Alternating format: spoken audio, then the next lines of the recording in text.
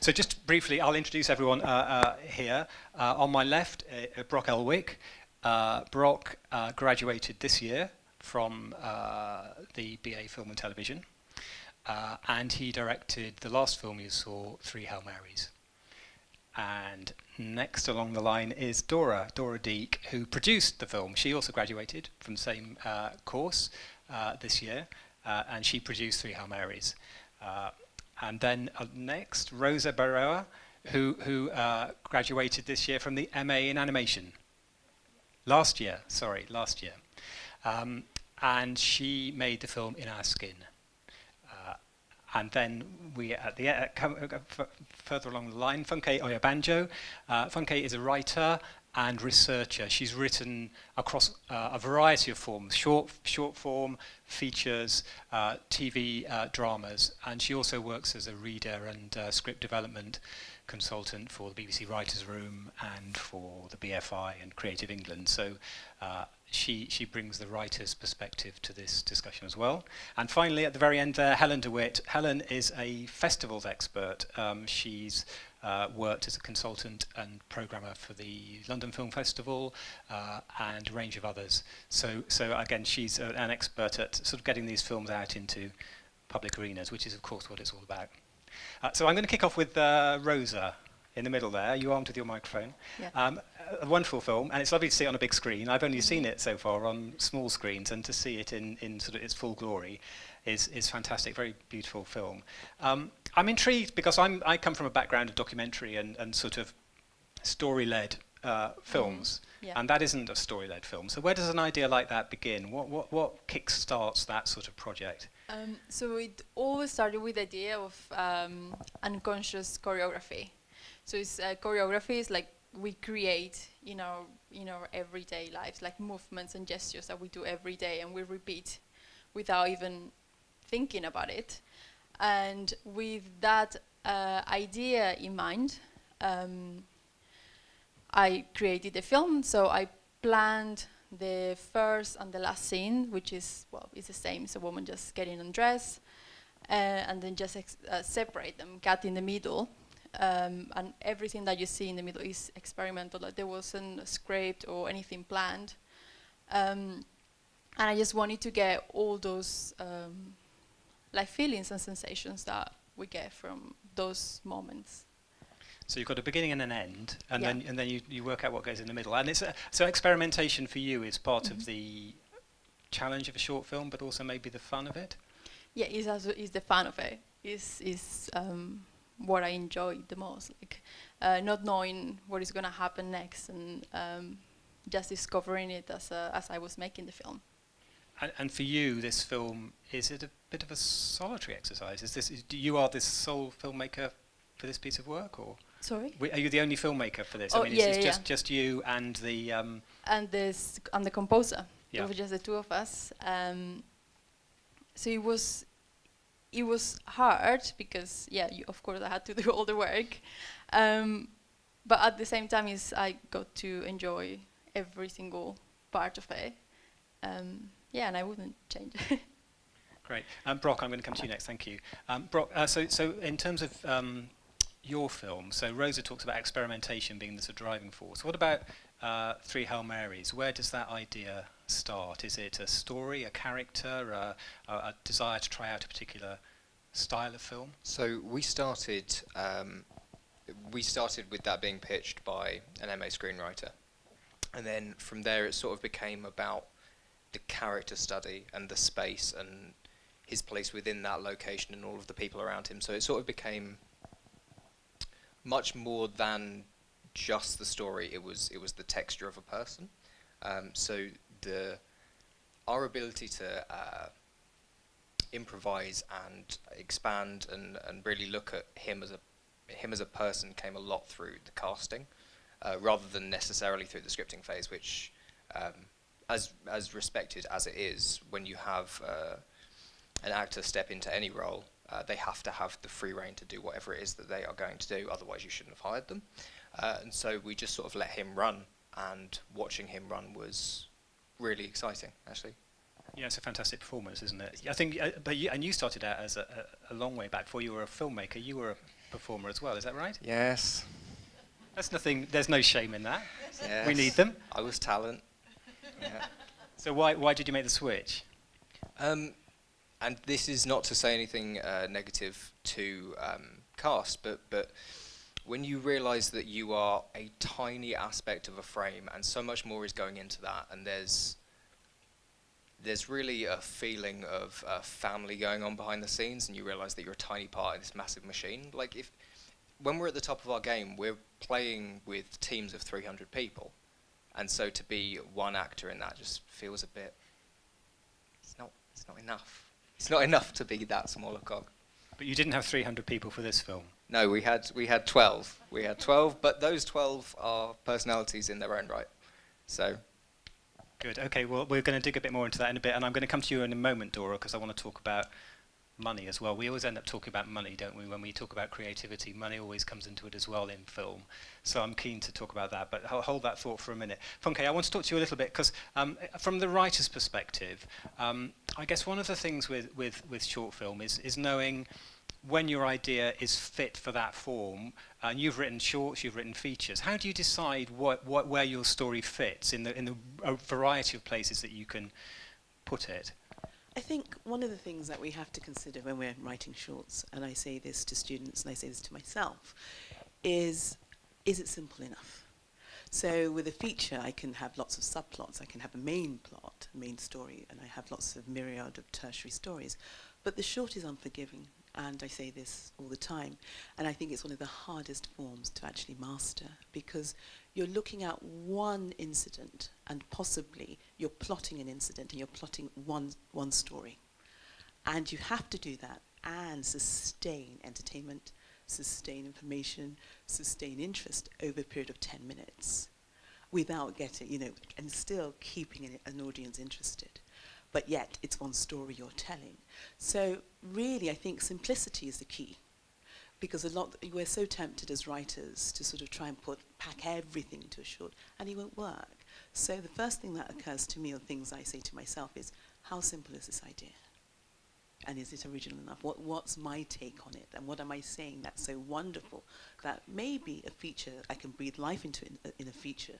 But I think, well, actually, it's simple enough, it's brief enough, and it's poignant enough.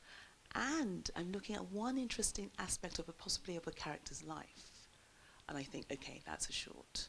With a feature, it's a different thing entirely. It's a different beast entirely. And simplicity is quite a hard thing to achieve, isn't it? That's always the challenge. I think sometimes people feel there's got to be more in here. It's not ambitious enough. But actually, simplicity is incredibly tough. It is. And if you're thinking of simplicity and you're thinking of beginning, middle, and end, wow, how do I bring simplicity into that and still keep, you have to think of the audience. How am I keeping them engaged? And my simplicity, what am I doing with my simplicity? What's my take on that simple idea that brings, that makes someone think twice about what I'm presenting on screen? So simplicity and my original take on that simple idea is what makes me think about the short, and that's what's unique about the short film and the short form. Helen, just coming to you.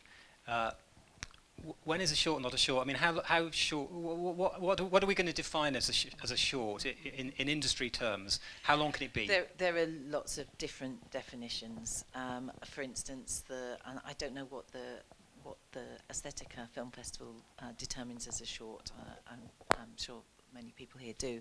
But for instance, the London Film Festival, it's actually up to 40 minutes. So that, and everything over 40 minutes is a feature film, which is, it's a fairly arbitrary line. Unless you're a filmmaker and you've made a film that's 39 minutes, and that means you don't get picked up to the airport, but if it's 41 minutes, you do. So these things are, more seriously, I think it depends what kind of a filmmaker you are and what your level of experience is, what kind of story you want to tell, and what is most appropriate. So the usual advice is around 10 minutes, 10 to 15 minutes to make a film. Now, of course, and it's almost like you earn the right to make your work longer, that if you make a 10-minute short and it's very, very well received, then you feel that you've got ideas that you can develop into a longer a longer piece of work. And it depends which festivals you want to exhibit at, and it depends who you think your audience is going to be. But the best thing is really to kind of start, I think, as you say, with the simplicity. Start with the as brief as you can be. Certainly don't feel that you need to kind of add minutes because it makes the work more deep or more profound or anything like that. It's actually better to make a really smart 5-minute film than a slightly dull 15-minute film. But you kind of work your way up as you develop your ideas. People generally then start to make longer pieces, but you don't have to. But for instance, it is very different depending on whether you're working in narrative documentary. Something a 5-minute documentary isn't going to do the trick. Or if you're an artist and you want to explore a landscape and it's about working with duration, then you might need 20 minutes. It's I think there is no one size fits all, but there are. You need to kind of know where you kind of want. Where your comfortable fit and feel is in terms of your own practice, and where you want to be getting to in terms of the working within the industry. And again, thinking about that, and again in terms of those different sort of lengths, you can go up to 40 minutes, but is it right to say that actually if you can focus your idea to that shorter sort of 10-minute format, that it opens up more places where your work could get shown? Yeah, I mean, I think that's true. I think you get more options in terms of festival screenings. It's easier to curate along with other works of similar kind of ideas or fields for programmers. It means that if your work's longer, then say you make a 20-minute or half an hour short film, then it's just like that film's going to dominate the program. So it needs to be that stronger. That's the stronger to have this to carry the whole program, to be the focus of the program. Whereas if you're a 10-minute film along with other 10-minute films, but that's not to say you shouldn't have the ambition to do that either. So I think I don't want to kind of put the fear factor into people that this is what they have to do. It's about doing your research and feeling what you connects and how you connect and what you feels kind of best for you, but also being clear about what your ambitions are and how you can make that fit. I guess that's an interesting thing as well in terms of when you're making these sorts of films. I mean, as we've seen, sometimes that's sort of inspired by a personal motivation to try something out, or with a story that you want to tell. And I'm interested to know how early in that process you start to think about the audience and who it's for. And I guess, Dora, coming to you on this, that can link in actually in terms of how you're going to fund these films. Can you talk a bit about what did it cost to make? Do you mind me asking? Too much. I think overall it cost just under £4,000 to make this film, and we knew just about how much it would take from the beginning, because we had an idea of where we would like to shoot it, and to shoot it in a specific location you need a bit more money than if you were to shoot in London, for example. So before even going to the pitches, because we had to pitch this idea first to a room full of people, we had to kind of come up with a preliminary budget of how much this would take so it would be feasible. And once we did, I think we didn't go over. I think we are still under. We still have a bit left, but it's definitely like scraping. So you have to really pre-plan before you go into it. Yeah, and so I guess the cost of kit wasn't included. Yeah, but that's another thing. If I had to make this film again without the camera kits and the free crew, I could not make it for the same amount, because obviously we had the help from the university and the camera kits and stuff came for free. So we were lucky actually to even spend this amount. But before anything, we actually wanted to do a fundraiser, because that's realistically the only way you could get funding for your film at undergraduate level. So we went in to look at Kickstarter, Indiegogo, and evaluated which is the best way to do it. And then we started a campaign. We did like a video, updates, graphic design, and it was really a group effort to get the people to support you in a monetary way, or share your updates, social media. It's a lot of actually daily hours just spent putting into a campaign to get the funding that you need. And does that sort of process, so that, there's two, the two tracks going on here, aren't there? There's a sort of creative, formulation of this project, and then there's, getting the resources together to make it happen. Are they totally separate things, or does one influence the other? I think that they combine all the time, because I'm not going to lie, the admin side where you have to cut stuff, by stuff I mean scenes, even characters, just so that you can make this film happen and still tell that idea. And that's when it comes back to simplicity. What is the core of the story that you want to tell, and what can you I know it sounds bad to cut down, but what can you eliminate from the story but still keep the same core and the same values? So that's when we decided, actually, it's about the characters. It's about Father Eamon and his personality and what his story is specifically. So I'm like, we cut down about like 5 different locations, and we were originally going to film in Ireland, and then we was like, nah, I can't afford that. Crew flights and hire equipment abroad, and even the euro value, I couldn't. It's just too much work. So we ended up shooting in England, and that actually helped us go to recce's. And when you go to the recce, it really helps you see the location, and the location itself became a character in the film in a way. So I think they're very much intertwined. It looked like Brock was reliving some painful memories as you answered that question. Brock, do you want to add anything to this? They're not painful. There was no memory during that film that was like implicitly painful, but you do have. I actually find it incredibly useful now, and I was always told as a director to fear your producer, and I think to a certain degree that's still correct, but she has been the best creative partner for me, for the simple reason that I get, and it may just be me, but when I'm told, no, you can't, then my brain starts to figure out ways that I can.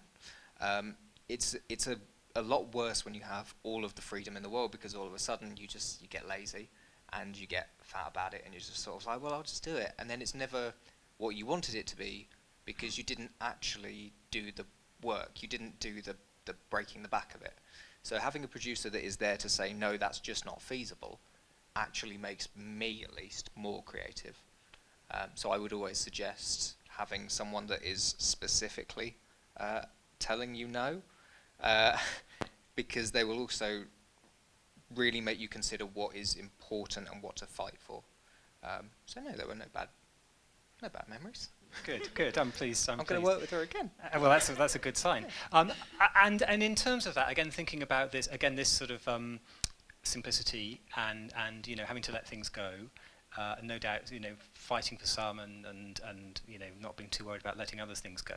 Are there things that you let go that you think actually it would be a better film with those in? Absolutely not. No, I don't think. Okay. Apart from that, so little. The film originally was 27 minutes. Yeah. So we managed to cut down 12 and a half minutes, and we did that in the course of a week, because I was given a deadline and I will meet my deadlines. But I think everything that we got rid of, it would have changed the texture of the film, it would have changed the tone of the film, but it wouldn't have changed the story, which means that it didn't really need to be there. It would have been more the story that I had planned, but also, when does that matter? Because it's for you, not for me. So it doesn't matter what I had planned, it matters what has the most impact on you. So Rosa talked about how you kind of went into experimentally. You didn't specifically plan the middle part, and that's kind of interesting to see from that. Creativity can come in so many different ways, and for animation, for you specifically, to have that experience is amazing. But in opposite end, when you make a narrative short film, you have to plan everything, every single detail, and some things don't go to plan, and that's also the beauty of it.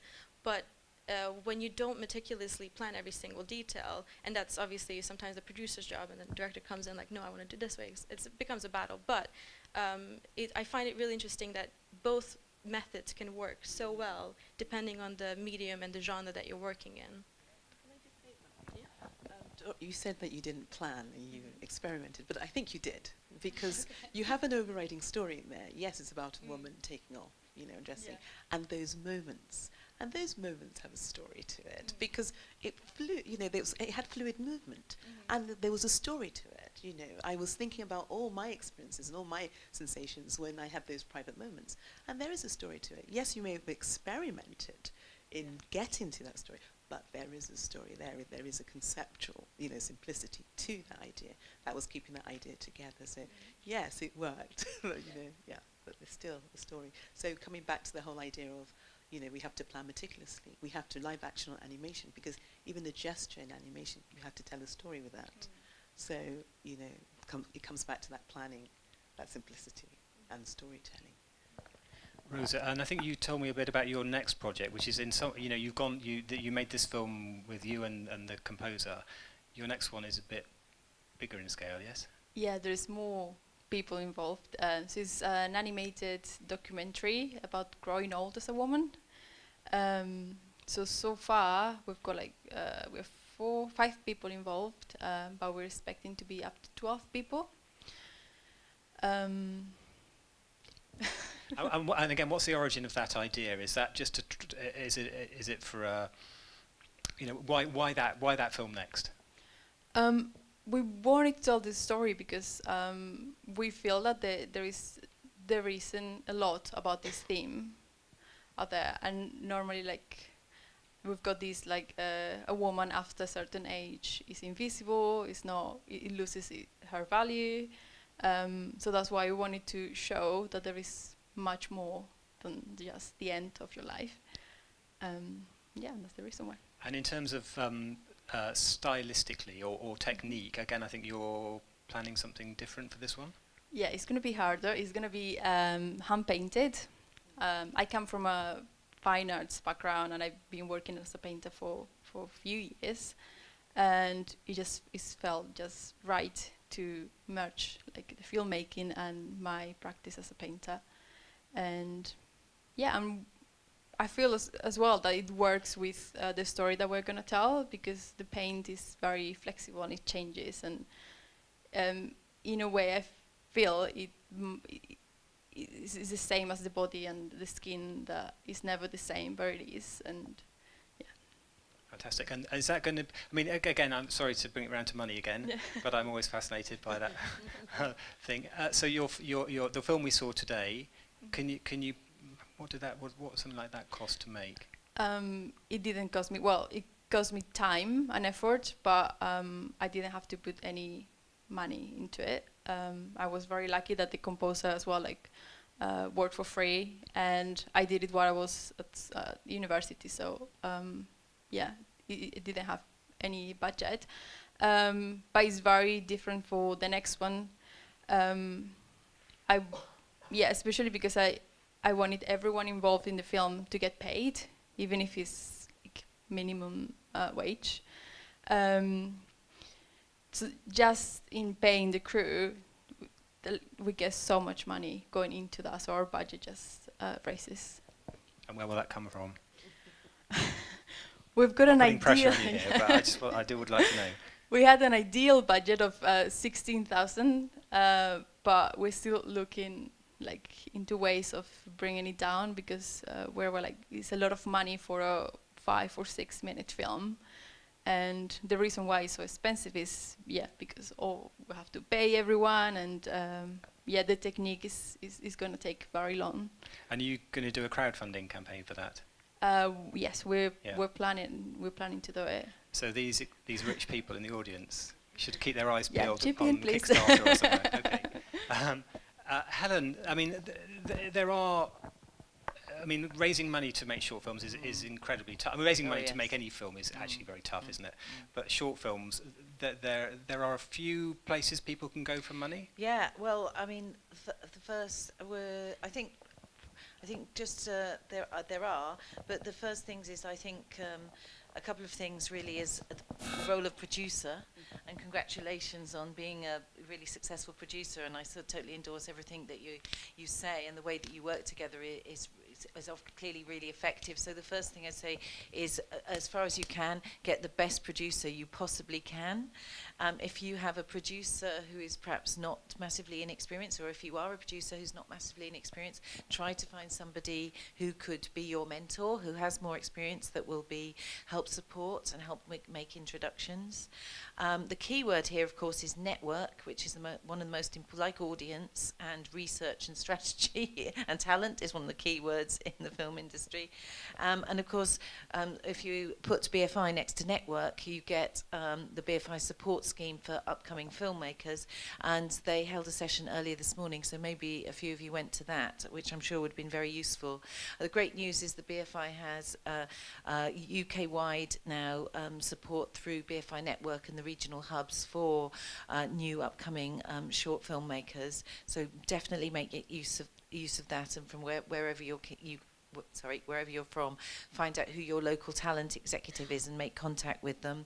And they do have funding up to £15,000 for short filmmakers, and also development money as well for writers and producers.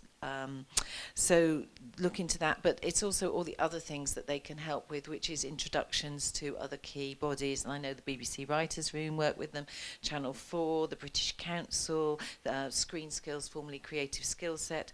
I think the BFI should be really your starting point for finding out about other opportunities within public funding that might be available to you. The great news is the support is extensive, but the competition is massive. So that's the trouble. The other thing, depending on what kind of films you might make, if you're an artist working in moving image, think about the Arts Council. If you're a documentary maker, think about BritDocs. Oh, Brit Society, they're now called. Everyone changes their name. It does get confusing. And also think about the nations and regions of the UK, that there's support from Creative Scotland, Film Cymru Wales, Northern Ireland Screen, etc. So check into that. Crowdfunding. Don't just think of crowdfunding as necessarily setting up, your Kickstarter or Indiegogo page. It can mean anything. It can mean talking to your local businesses, getting flyers around, doing some little fundraisers locally, depending what's appropriate for your work. If it's locally focused, if it's issue-based, there are other kinds of partnerships that you can develop that will help support. Obviously, use all your college and university networks that you can do. And think about cutting your costs as far as you can. In-kind support doesn't always have to be cash. Kind of facilities downtime, which will help you in your processing, and sort of skills exchanges. So you work on someone else's film, they'll work on yours to cut costs down. And then there's using your talent in other ways to raise money. And this is always the creepy kind of wedding video bit, but it doesn't have to be a wedding video. It can be, using your skills to earn money to support your production in other kinds of ways. So that's a bit of a gallop through, but I think those are the key areas. But start with the BFI. I guess the other good thing about if you can get onto one of those schemes or one of those sort of talent development pathways, it can lead to other things, can't it? You're in the building, as it were. You're getting to meet those people who then might help you when you come to put together either another short or a more ambitious short, or possibly even a feature as well. I guess that leads me on to something else, which is, I guess, when you think about why do you make short films? Okay, hopefully partly because you've got stories to tell and you want to reach people with them. Often people think of them as a stepping stone, I guess, to longer form work. Is that thinking about you two and your work? Have you got other shorts in mind, or do you see this as a staging post and you're now moving on to sort of longer form work? I think actually we might have a little disagreement on this, but you can start because I know you have one, Stan. So. I don't necessarily see shorts as a stepping stone, but that is not what I fell in love with. So when I'm watching a feature film, if I go back 15 years and I'm watching a feature film for the first time, that's the game I want to be playing. So for me, it's a staging ground for not only your calling card, but also a place to practice and to figure out how to tell stories. I mean, I think you're right in that simplicity is key, because if you can tell a story in 2 minutes, you will be fine in an hour and a half, because in an hour and a half you have way more time to mess around and have fun and explore different aspects, whereas in 2 minutes you have to be efficient, you have to nail it, and if you don't communicate that, then fundamentally the film doesn't work. So the shorter the better, as you've told me. I agree. However, I would say, because I just came off 3 weeks of a 96-minute play, and I would say that having the time to explore a story in 96 minutes, that's what I got into this for. But I do think they have very different... It's like the difference between a novel and a short story. They are different animals, and they do require different things.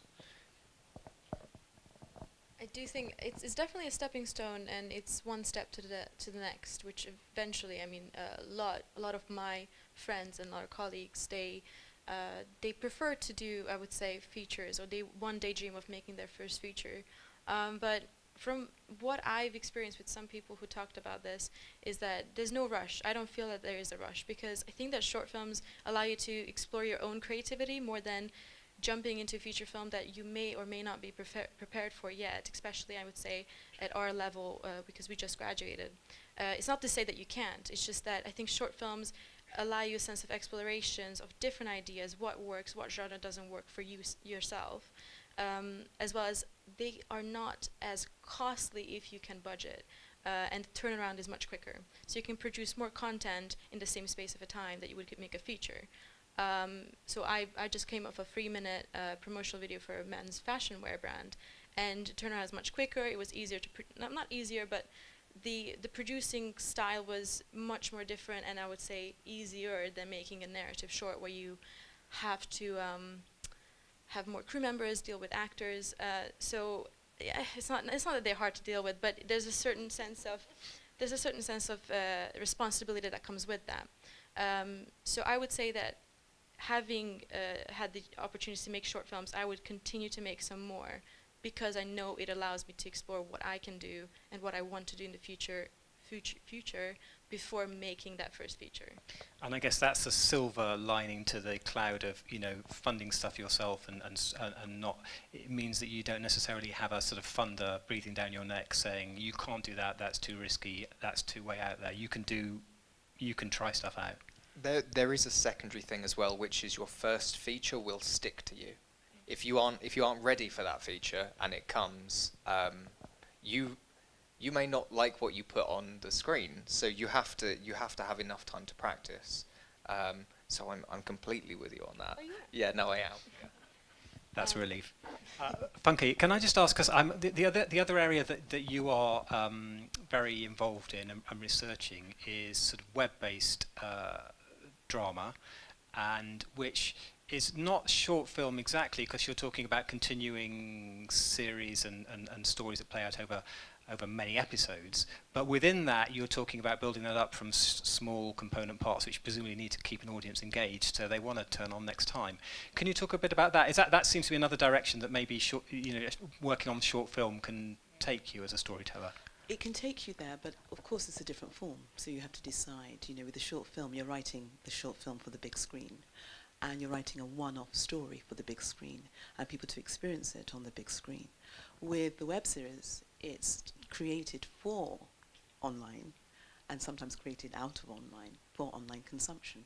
So you have different considerations. One, you have the consideration of serializing a short form and keeping people coming back, and you have to decide, okay, is it going to be a 5-minute or is it going to be a 10-minute 10-minute episode? So you have episodic ideas that you have to keep short, but yet you may tell a story of 4 or 5 hours, or even 20 hours if you want, because there's some people out there that are making, like Electric City that Tom Hanks was involved in, went on forever, and it was 10-minute segments.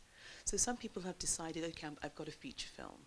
I can't market the feature film. I'm going to break it into 10-minute segments, and I'm going to market it that way. But that doesn't necessarily work, because it hasn't really been written with the cliffhanger in mind, with the idea of serialization. So it's actually a different beast, because you're thinking of serializing your story, but also keeping it short. So it's a double challenge. So it's not a case of making an episode of Breaking Bad, where you've got nearly an hour, and you've got 268 hours of television to write, and you can actually explore character, you can explore time, you can explore place. You can do that with the web series, but you've only got a snippet of time to do it. But yet, you want to invite people in. So, in a sense, I would call the web series, it's like snacking. It's not, to use the analogy of snacking. So you want people to have, you want people to have a little snippet of chocolate, just one little bar of chocolate, but you want them to come back. So you can't give them too much. You can't be too rich, but enough for them to enjoy it. It's a pleasant experience, and they come back. Because a lot of people don't binge watch web series. They sort of watch it sometimes at work, sometimes on their phone, sometimes when they're doing other things. So you have to design it as well for people that are not necessarily sitting watching with their headphones. They're doing other things as they watch it. So you've got that to consider as well. So like I said, it's a different beast. It's not like the pleasure of a short film. You come in, you watch it, nothing distracts you. You have to think of the distractions and serialization. So it's a different challenge. I think that's a really interesting point as well about the screen that your work is going to play on. And again, that seems to be one of the great sort of rewards of making short film, is that the places you get to watch them tend to be, if you're lucky, somewhere like this, where you see your work on that scale. And as you say, you have, the rapt attention of your audience for that 10 minutes, which is a real privilege, isn't it? Because people are busy, and even 10 minutes of someone's time is a lot to ask. But there's something about that. So there is a scale that you get, even though the time duration may be short. There's something about being in that sort of environment, which is very exciting. I would say it's like the difference of making, if you think of art, a miniature, if you're writing the web series for a small screen, and a huge canvas. It's a different experience, and you're meant to experience it differently. And so I think that's how I would sort of pitch the web series: miniature, and then the short form or the short film for the large screen as a huge canvas. Yeah, but I totally agree. It's a real privilege and a treat to see films, any films, but these short films, and I'm sure your short films on the big screen. It's the primary experience, and it means that your attention is totally wrapped up, and you notice things in the frame that you wouldn't notice if you watched on a smaller screen. But that's not to say that putting your films up online is not also a very good idea, but just be quite strategic about when you do it.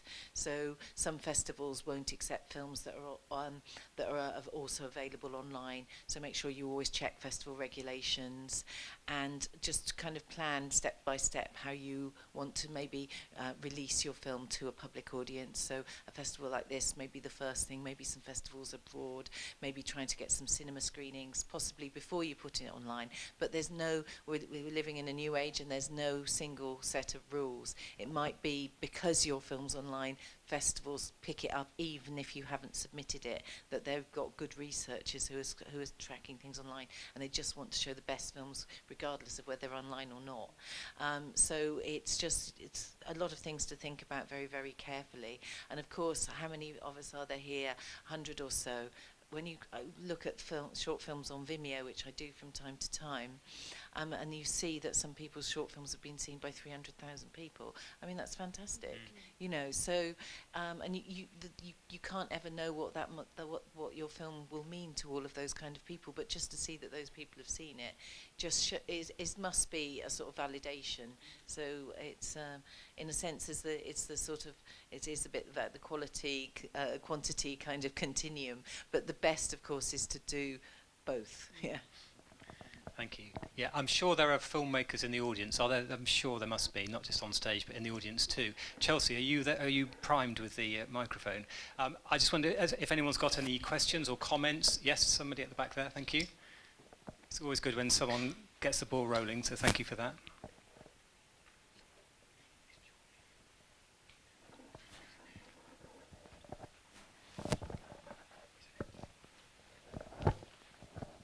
Hiya, so I'm Bailey. I go to New College, Durham. I'm in my last year, and I'm doing a final major project, which is going to be a short movie. It's going to be a horror film based on the Charles Manson murders. And I was just wondering if any of you had any advice as far as fake blood goes, because I'm struggling to get something with the right consistency. Sorry, could you repeat the last part of the question? Sorry. Fake blood. Oh, fake. Oh, yeah. Okay, that's a good one. So, luckily, we had a makeup artist on board. She's very experienced, and she worked on things like The Crown. So she brought a lot of that experience to set with us. I'm not sure how, because I don't have much experience besides this film, but she made her own fake blood, I believe. That was, you could buy, no, I think she bought it actually, no, I take that back. She bought it, you could buy it. If you want me, I can give you the name of it. I can find that out for you at the end. I don't, if that's what you That'd just... be great, yeah. Yeah, just come in, I can get you. Thank you. Yeah. 2 seconds. Just as a quick thing, because I've done fake blood before. How much are you using?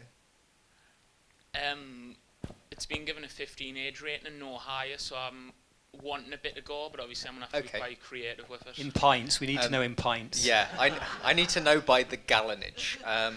And the secondary thing would be like, do you know how you're going to shoot it? Because, you know, Hitchcock very famously just used chocolate sauce. Like, if you're shooting in black and white, then that changes what you require. So depending on what you're shooting and what the tone of the story is and what the texture of it is, you may have a completely different requirement. But there are places, there's a really good makeup shop actually. I went in there the other day, I can't remember for the life of me what it's called, but I will Google it and then let you know if you come and see me at the end. But they have different consistencies, they have inner and outer blood. Is it arterial, is it vein? Oh, you will have a whale of a time. It's so much fun. The price though, the price. If Oh, you have a budget. yeah, also a budget would be good. Yeah. Yeah, we'll have a chat.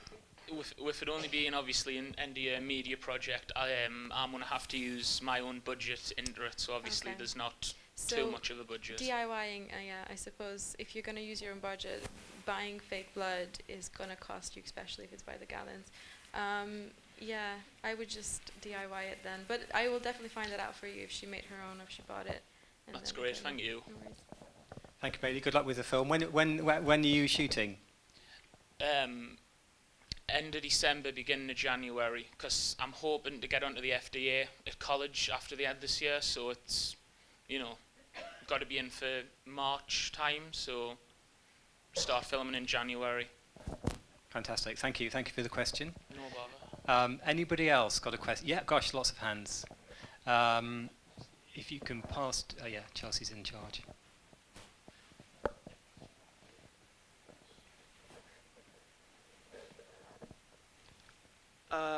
Okay, it's a bit of more of a quick question, really. My name's Dan Fryer. I go to Boston College in Boston. Yeah, not one of my best lines. It's a bit of a more simple question, really. Since you've all done your things, kind of writing your short films and all that, how do you personally deal with writer's block? Funke, do you want to take that one? I think writer's block has a lot of things, you know, writing underneath it. And the only thing I can suggest is that when you do have it, I'm a stickler for walks and sometimes having lunches or going to see a film or going to a gallery. Because the thing about it is the block is just, you're trying to access something. You have an instinct, you know, I need to hit that mark, but I can't hit it. And I've got so many things getting in the way. So sometimes it's just a case of blocking out 2 hours of an afternoon, going to see an exhibition, or even going to see a film, sometimes a very, very simplistic film. And then all of a sudden, the synapses in your brain start working again. And discussion. I think as a writer, sometimes we work too much, you know, we work in silos. The thing about it is to have a writer's group. That's very, very important, where you can discuss ideas and, you know, you can sort of have, you can actually improvise things and discuss, you know, why isn't this working? I can't understand why this isn't working. And somebody in your writer's group will come up with the most obvious solution that should have been obvious to you, but you couldn't see it because you're caught up in your own head. But I think going out to see things, walks, and having a writer's group is very, very, very important. Thanks, Dan. Are you Is that- wrestling with it at the moment? At the My what? Are you wrestling with writer's block at the moment, or? Yeah, a few things. Just a few side projects I'm working on, hoping to do something with one day. It kind of happens periodically. Well, good luck. Hopefully that will give you some tips. Thank you. Thank you. So there's some more hands. Just to let you know, we were supposed to finish now. We can stay a bit longer, I'm told. So, but if you do need to go to another screening, of course, don't be afraid to head off. Just for those who are leaving, I'm just going to tell you before you go, because it's important. London College of Communication, we're also launching lots of stuff around VR at the moment, and there's a showcase at the Theatre Royal, and also a drop-in workshop at Micklegate. So if VR is something that intrigues you, please check those out as well. Thank you. Sorry, another question? Yeah. Yeah, hi. My name is Mariana. I'm an animator. I study at LCC. And I wanted to come back to the theme of simplicity, because everyone goes about it differently. Everyone has their own take and a different way of stapling their ideas together. So for you personally, what tells you when a story is ready and when it's working? What's the tell sign? Maybe all of you. I don't know. You all think differently. For me, I know a story is ready if people are moved. So I work with a screenplay as a document, and I use that document as a sort of benchmark. So, for instance, in my writers group, I hand it around. I hand it to a potential director or, my collaborators, and they tell me when I hear they're emotionally caught up in the story, and they feel a huge connection. And all the questions they had at the beginning of the process. So if you can imagine an inverted triangle. So first of all, there would be lots of questions. And when you're coming towards the end of that process, the questions you have, instead of 10, you have 1 or 2. Because you've answered most of those questions. All the niggling doubts that they had, and all the niggling doubts that you have about the project, you've answered them by going over, evaluating, rewriting and rewriting. So it gets to a point where you think, okay, this is ready. And then, as a writer, you're never 100% there. You just think, ooh, I'm not quite sure. You have to overcome that fear, and you have to put it out there. But for me, it's when the questions, if I've had 100 questions to begin with, and now I have 10, 15, I know I can put it out there. And through the whole process of filming, we can sort of answer the other questions. For me, I would say I know in this case, for example, in this film, I have a lot of material, and I never felt like it was ready. But in the editing process, you watch everything you've got again, and you realize that most of it is useless. You don't need it, and just don't be afraid of cutting anything. I know it's difficult for an animator because you spend a lot of hours there. But yeah, I always try to think, well, I'll use it for something else, just not in this piece. And yeah. Thank you. I think we've probably got time for a couple more, please. 3 more. Just to very quickly, while that gets passed around, for simplicity, I would really suggest having as many people around you as you can, especially people that you trust and that care whether or not you do well and the film does well. The amount of times that I have walked into an editing suite with a stranger and been like, hey, does this work, does this not, or just sit quietly at the back of the room and see if they laugh in the right places or uncomfortable in the right places, or like if they're hit by the drama of it at the right time. Because that's the kind of feedback. If the second that you give it out to the public, it's no longer yours. They all make a decision about whether they liked it, what the themes are, what exactly is going on. They basically gift you their genius. So bring them into the room before it ever gets out there. Because if you don't, then it's going to be your movie, yes, but no one else is going to see through the mire in your head. So the best way to make it simple is to bring in as many people as possible and then brace. Because it gets really unpleasant, but it has to be done. For the good of the film, it has to be done. Thank you. Hi, my name is Malu. I study here at the University of York. Touching again on the aspect of simplicity. How simple is too simple As in, if you have a very simple narrative, how much attention would you say you need to pay to other aspects like soundtrack and editing and like cutting rate, for example?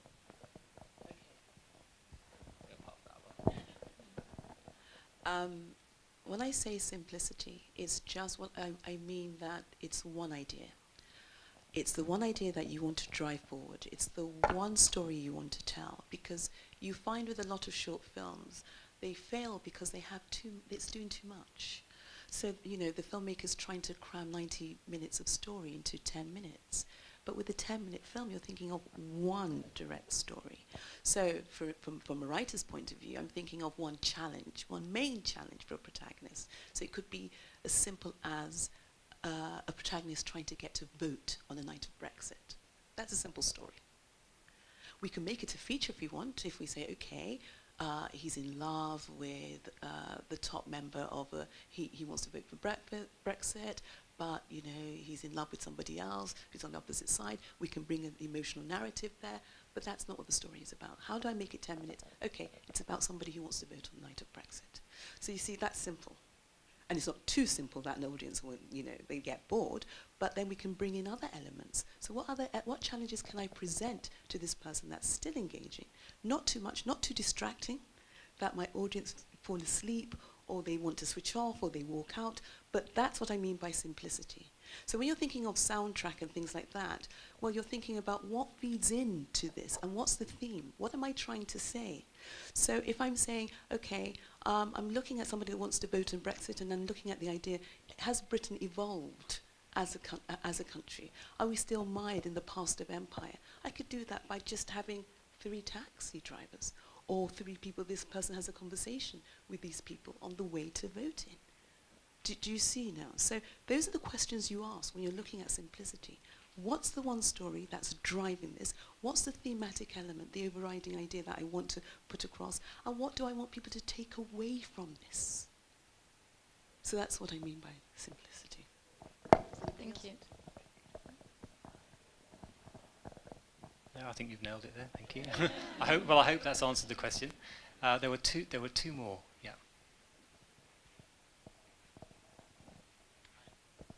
Hi, thanks for the insights. I'm a film studies teacher at New College Pontefract. Got a load of students at the back who are about to start in 2 months filming their own shorts. They've got a limit of 5 minutes, some small criteria to hit, but could you maybe your 2 top tips of how to get started, because a lot of the process for students is difficulty around the story or the narrative or where to begin with just a very simple concept. Could you give me your top 2 tips for them to maybe take away? I'm gonna say yeah. Don't know if I have 2. One that really worked for me, like I was very hesitant, I didn't want to start because I didn't have the idea ready.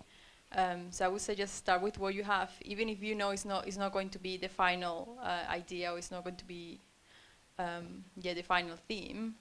Start with what you have at the moment, get the ball rolling. And I don't know, second one right now. I might.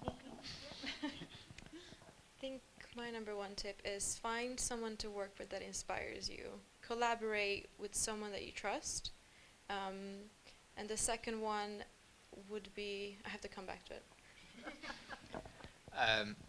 So I'm going to take you on a journey. We started telling stories in caves so that we could make sure that the kids knew how to deal with a saber-toothed tiger before they ever met one. We have known how to tell stories for literally millennia. So if you're concerned about a story, go with your gut, because it has been around for far longer than you have. You know exactly how they're structured, exactly how they work, just epigenetically. You know it. So the best thing to do is just to trust yourself, and then allow yourself to get to a point where you want other people in as well that you trust, because if the only person you trust is yourself, you will end up with something that only you can recognize. So just make sure you're with other people, trust them, and go with what feels correct, because you know it. Yeah, my second point was going to be that, actually. Was it? Yeah. I'd We've talked quite a lot about script and writing, which is fantastic, but cinema is obviously a visual medium, and cinema means telling a story through pictures. So my 2 tips would be watch the films that you love over and over again and work out why they have such an effect on you, how they create their power. And the other would be to not just think about story, but think about look and image and visuals. So just go through the internet, go through whatever means you might want to, go to art galleries, and think about what you want your film to look like, as well as the story that you want to tell, because you might find that just looking at the imagery helps you develop the narrative as well. I think my 2 tips will be, because I'm a writer, think about the concept, think about the character, and think about the conflict. And by that I mean, okay, what idea do I want to put out there? Who's going to help me get into it? What character can I create? And that's why collaboration is key. And my second tip is, why should I care? If I, the writer, do not care about what I'm writing about, nobody else will care. So I need to care about it. Why do I care about this story at this point, at this place, at this time? Those are tips. I'm going to try one, just because otherwise I feel I'm not doing my bit. For me, I would say think about who it's for as well. Think about your audience and what you want to do to them. Do you want to make them laugh, cry, think, be scared, be happy, be sad, be thoughtful? And it's sort of somehow, I think, if you think about your audience as well, it takes it off you and what you want to do for yourself, and you're projecting forward to the point when it's completed, and that might help just unlock something, because film can do all those things, can't it? And I think sometimes people feel that film has to be serious or earnest, and hopefully what we've seen today shows that it doesn't have to be those things, but it can still make you think and deal with important stuff, but in an enjoyable way. So I think thinking about the audience sometimes maybe releases you from just being in your head, perhaps. That was one, but that'll have to do. I was just going to say that I just got reminded of one thing that really helped us in the final process, was a little advice that Salanista gave to Brock and then Brock gave to me, is that give 104%. Because everyone's giving 100, they always do. But make that 4% that you think, oh, no one's going to notice that, no one's going to really care. If you do, maybe someone else will. And if you give that extra 4%, it's going to make you stand out. I just have one more, and it's just to jump off what you were saying. Also watch films that you don't like. Watch a lot of films that you think are rubbish. Honestly, you will see all of the things that you don't like, and then you will start to figure out how they did them, why they don't work, why you never want to touch that, what you want to do instead. Seriously, watch things that you hate, watch things that are so bad they're good, watch things that, because they will tell you all of the film school tips that putting a camera in your hand and 6 months worth of time is going to do in an hour and a half. It's so useful. Thank you. Just one more, I think. There was another hand? Yes. Hi.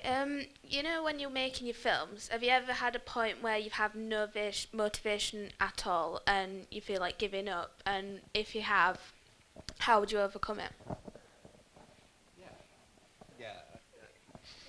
Yeah, so this is my industry and it's who I want to be and it's the thing that I love most in the world, and at the same time 100%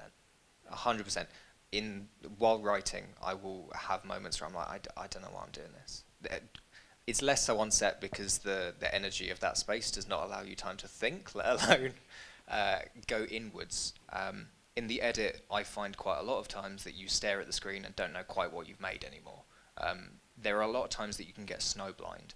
But I think the best way around that is to go back and watch, for me, it's to go back and watch the thing that made you want to do it, or it's to go back and look at some of your earlier work and see how far you've come in that, or it could just be like showing it to a friend or talking to a friend, because that's normally enough for me at least to be like, I can move forward with this. And I think also it seems to me, again, it's about this idea of film being a team exercise. That's certainly what we, teach all our students and really drum into them. And the projects that we work on, it's about that collaborative working together. And I think that support network hopefully might get you through some of those moments as well, because it's absolutely natural that there are times where you think, why am I doing it? It's exhausting, I'm not getting anywhere, it's not working. And hopefully then there might be that conversation with someone else who says, yeah, but do you remember, it was fun, this is why we're doing it. And they might just get you back on the bike again, or whatever the phrase would be. So I think having that group of people around you who are not always pulling in exactly the same direction, but are all engaged with the same challenging, difficult but important thing is really helpful. Yeah, I would say be the positive person, that just be helpful to other people, and one day they will repay you by being helpful to you. Because what I found that throughout our process, always when someone was down, we would lift each other up, because that's what I mean when you have to trust each other, and as Patrick perfectly put it. So yeah. On that positive note, I'm going to say thank you very much thank you for coming, thank you for staying, thank you for your questions, and thank you to our panel for their films and for their expertise and generosity in sharing their ideas. So thank you very much.